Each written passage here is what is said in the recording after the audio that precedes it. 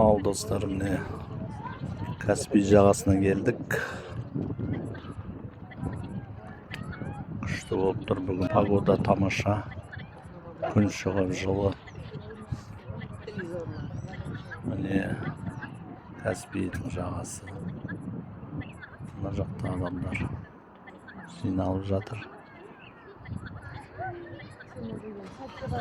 Бәріңізді республика күнімен құттықтаймын. Мейрамдарың құтты болсын.